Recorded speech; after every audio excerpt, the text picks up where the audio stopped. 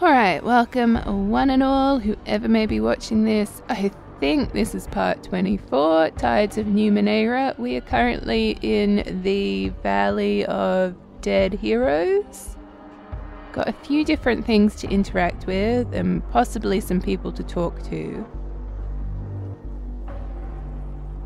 And then once all of that is done, we'll need to actually figure out what I'm doing here. Okay, let's interact with this rift, because we know that that's okay to do. There is a tear in space here, like the patch of darkness near the entrance to the valley. A patch of white light hangs in the air, like glare bouncing off a window, except there is no window. Within the light, you see a play of shadows, like those on a wall opposite a door when someone walks past outside, except there is no wall. But there might be a door. There is certainly a breeze coming from inside the shimmer and echoes of sound you are not hearing around you. If you step through, you might go anywhere or maybe nowhere. It could just be a trick of the light.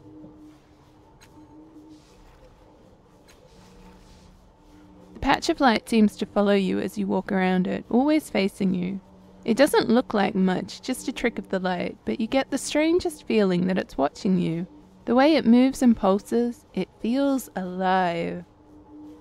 I wonder if this is going to be like a backward situation where the darkness, which is normally evil, took us somewhere and was helpful.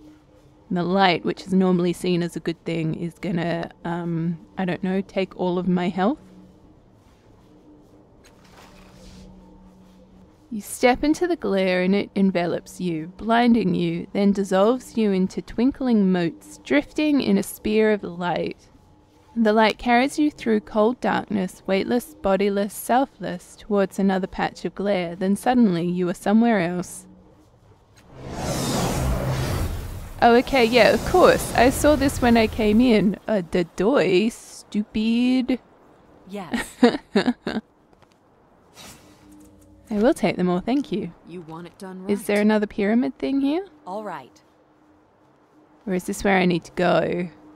Okay, so this, I can interact with this green door thing here. I'm ready. Hey friend, come over here.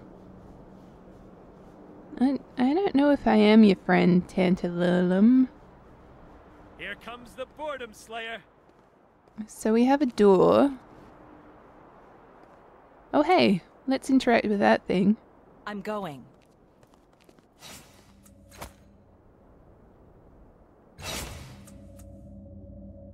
Nice. Okay, I should probably be giving some of these to my peeps just because I'm running out of inventory space. Yeah, have an oddity.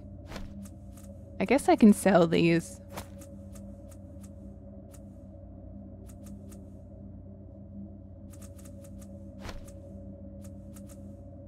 Oh, I've been given rings. Oh, of course.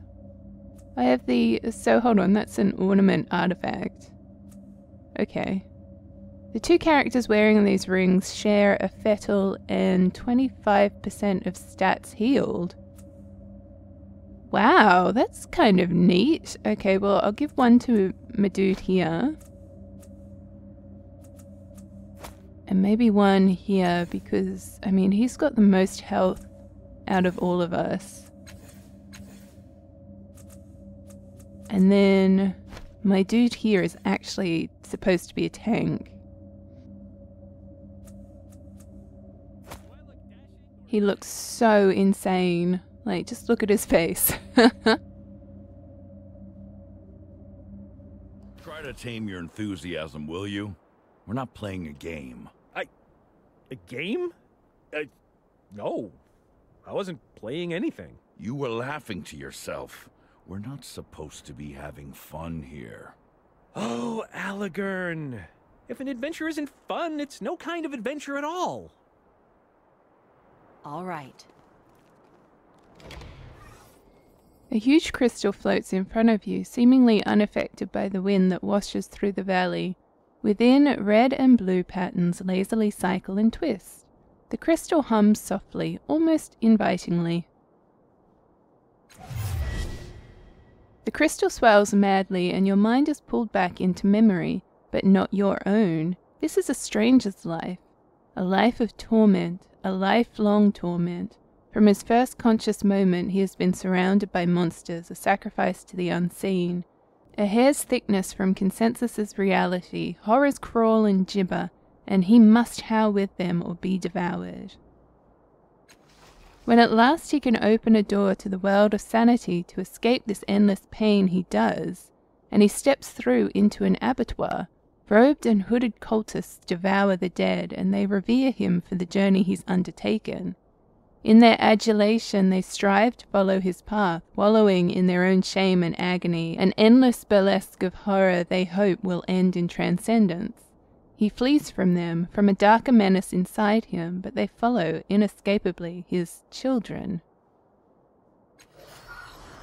No matter where he hides, they linger on the other side of the door, awaiting a new revelation, making bloody offerings of themselves. Then one brings a different sort of offering, a dripping charnel sack that spills out a girl. Choi, the man calls her, still alive just long enough to look at him with pleading eyes before she's gutted. For you, the man says.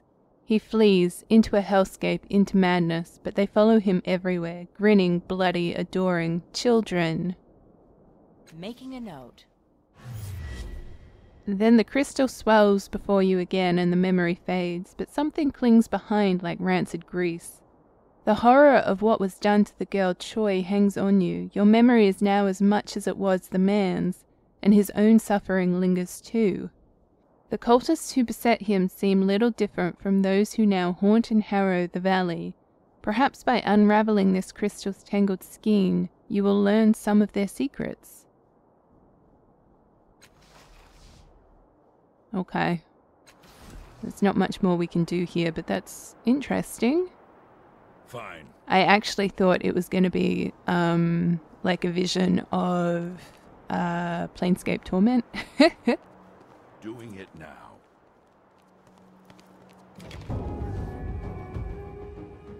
This small alcove is about the size of a small hovel. Its sole virtue is that it is a shelter from the wind and from the sightlines of casual passers-by. The runes carved above its entrance fill your mind with a wordless message of catastrophic danger. After a moment's reflection, you recognize the nature of the runes. They are ancient warnings set here to discourage the unwary and create a psychic burden capable of communicating to nearly any life form in the world. The dust inside the alcove is undisturbed apart from a set of footprints that circles the interior. Their owner appears to have curled up in the corner under a ledge containing a small ebony box. The dust on the ledge has also been disturbed. Someone removed something long and thin like a blade from this place. In its place is a crudely carved herder's crook. I've slept in worse places. Still seems like a strange spot to curl up in. Aratus cradles his forehead in his hands. He mouths the word no, then swallows, shaking his head. He seems smaller than you recall. I don't like this place. His voice is a whisper. His hands fall into his eyes. He touches them as if they are in pain. Are we leaving? I want to leave. We should not be here. We tried to stop him. You failed. What's wrong, Aratus? Nothing. He swallows hard. I don't want to say. Not here. Please, I'm begging you. Let's go. Of course, let's go. He presses the heel of his trembling hands against his eyes. Should I look inside the box? There is no sign of what this empty box once held, but you do note a carving of an eye at the bottom of the box with a pupil made of 2 crimson concentric rings. If you squint, you can just make out a human figure in the center of the eye, holding a sword in the air. Aratus groans and you look over. An untroubled smile graces his face, but you notice that one of his eyes is watering. Are you alright? Yes, very, he says, nodding at you. A tear streaks down his narrow cheek and around his cheerful grin. But bored here, now that you ask. We should leave. We should leave now. He whistles quietly to himself and looks away. Making a note. You stretch out your hand and take the crook. Beside you, Aretus moans. A wave of pale fire explodes from the crook and everything goes white. You hear screaming, perhaps Aretus's, perhaps your own. Thunderous voices bellow beyond the hissing wail of that endless ivory wall, and something is rushing at you, something that you can't see. A fistful of senses, emotions, memories, and fear strikes your mind, driving you back a step along the dusty floor of the alcove. Something has changed inside you, inside the labyrinth. You hear a voice in your mind, a voice very much like Aratus's, but small and afraid. You look over at him. Aretus is staring at the shelf, his hands slack at his side. The glow is nowhere to be seen, and he looks weathered, weary, old.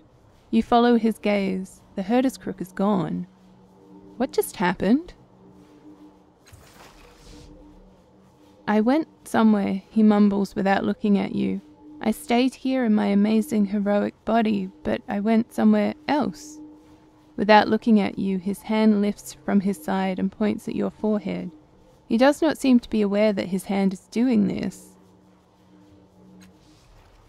Then his glow returns like the sun rising behind a hill and swallows him. He smiles, dropping his rebellious hand. Why are you just standing here, he says, looking around. We should be fighting, feasting, jumping from roof to roof. Let's go find some roofs, he gasps. Is this a roof? What happened? The hero's companion took us to the alcove. We feel strange. We feel weaker.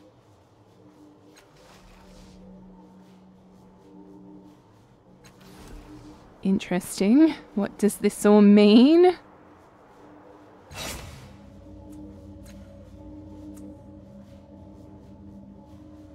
Oh, okay, so we need to talk to people about Choi. Gotcha.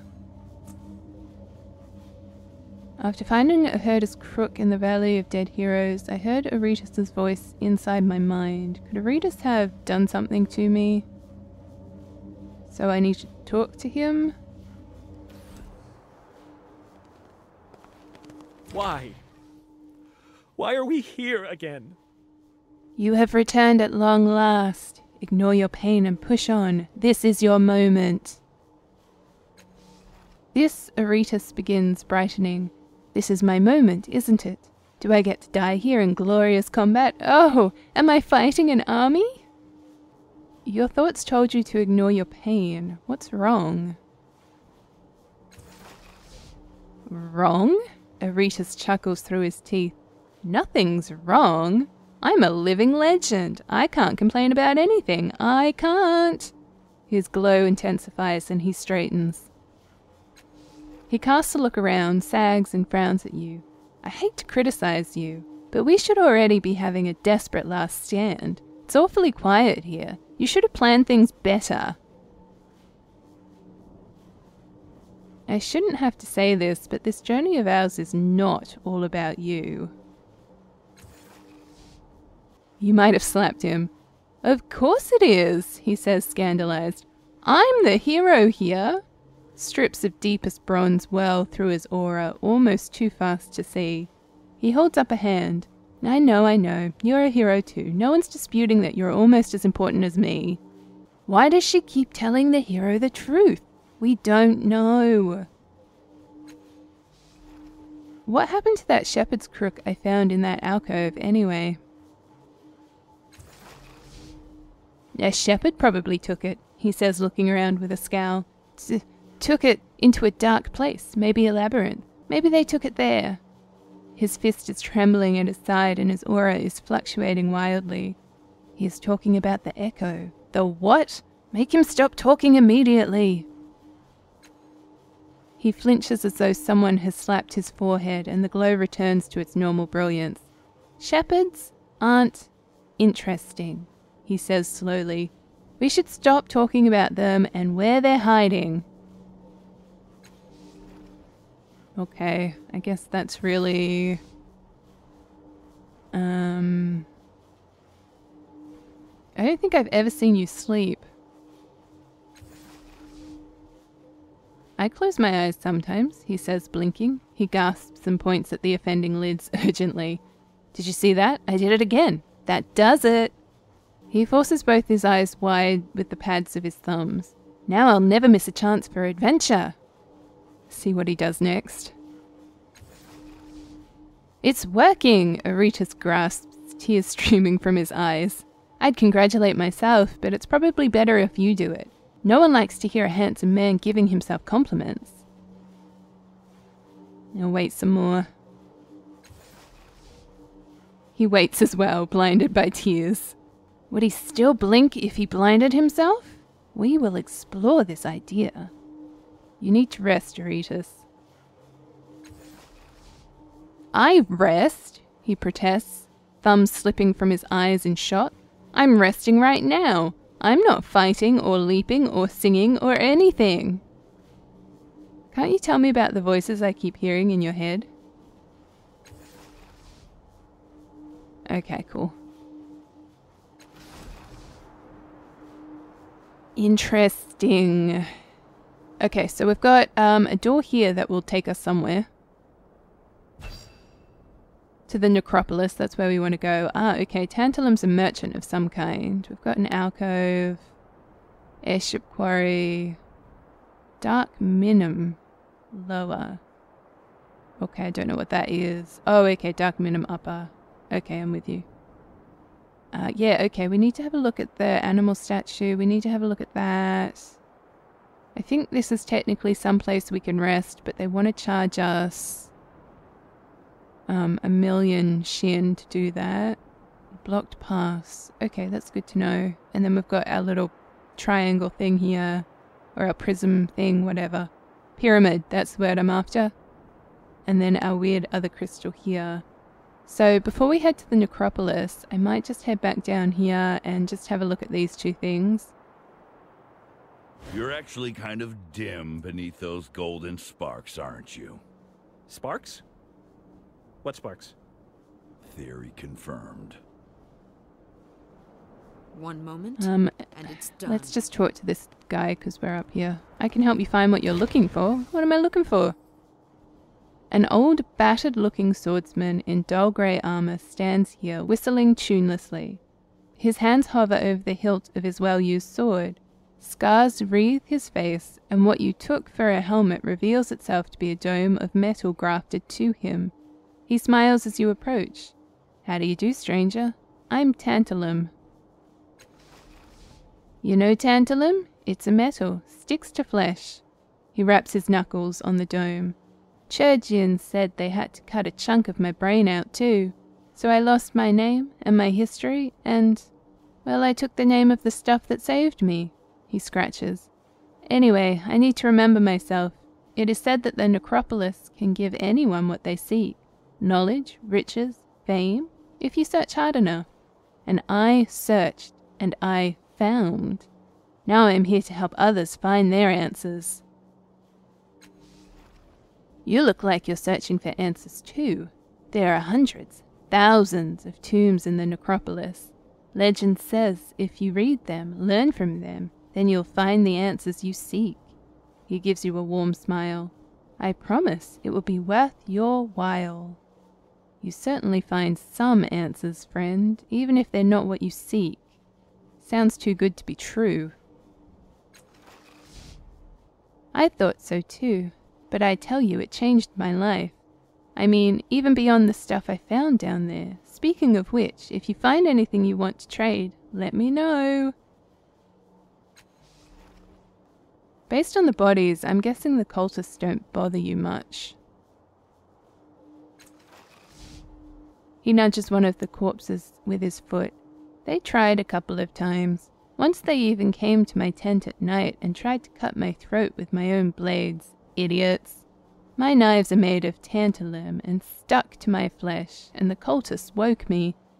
If they had used the tools they'd brought, like normal murderers would, instead of being impressed by mine, I'd be dead now. As you can see, I'm not, and the situation's markedly different for them, too. I'm looking for a specific tomb. Friend, I don't really keep track of most of the tombs. And like I may have said before, my memory isn't what it used to be. But let me guarantee this, you explore these tombs, you're bound to find what you need. Okay, I was kind of hoping he might give us some answers about Choi. All right. So far we've been threatened by these guys. We've picked up a flesh mask.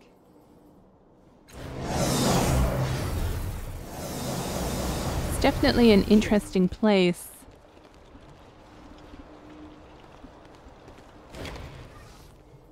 A tall wire and metal frame stands on top of the synth base. The base contains dozens of carvings in a foreign script. The frame has been cunningly devised from strange materials, and within it coloured lights curl and intersect like smoke, dancing in a wavering helix. The lights occasionally combine to create human figures which dissolve in a second or two without ever resolving into distinct features. This was the traditional memorial place for our village. The carvings, I mean. The contraption, I built it. He laughs a little, a whisper of humour. I don't even know if all these people are dead, but I built it for them anyway. Her gaze snaps to him, locked on him, studying his face, but she says nothing.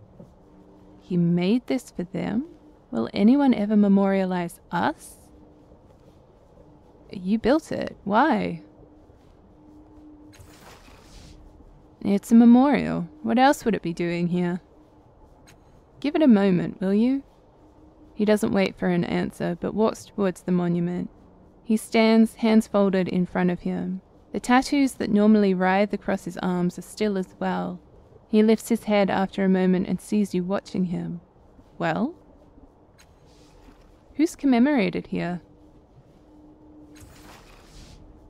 He runs his fingers along some markings. It's everyone I've ever cared about. Distant family, cousins, uncles and aunts. People I'd known my whole life, grew up with them, took them for granted. He closes his eyes. And close family. I was an Aeon priest in an aldea called Orman, off to the west of Sager's Cliffs.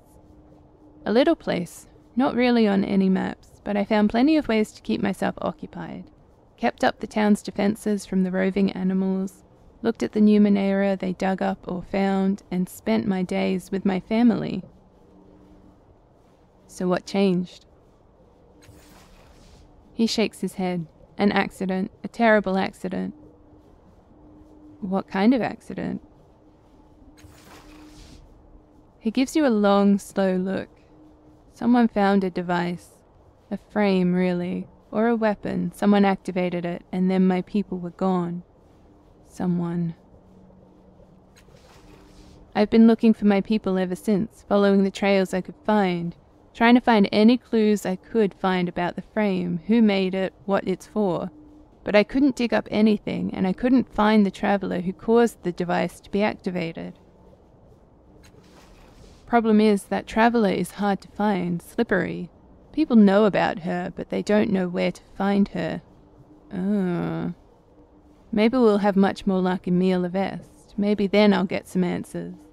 A half smile plays on his lips. They must know a lot about the changing god. I appreciate your help getting there. Oh gosh, I wonder if he's referring to, Makina. Come on, we've spent enough time here. As Allagan turns away, Makina catches your sleeve and mutters, So tell me, do you think anyone will mourn our deaths? All around us, ordinary humans commemorating their dead, marking down the legacy of the fallen. Expressions of love and respect, but who will do that for us? She laughs as if dismissing her sadness. No one. I mean, it's not like we've got anyone to commemorate either. What about the villagers of Colne?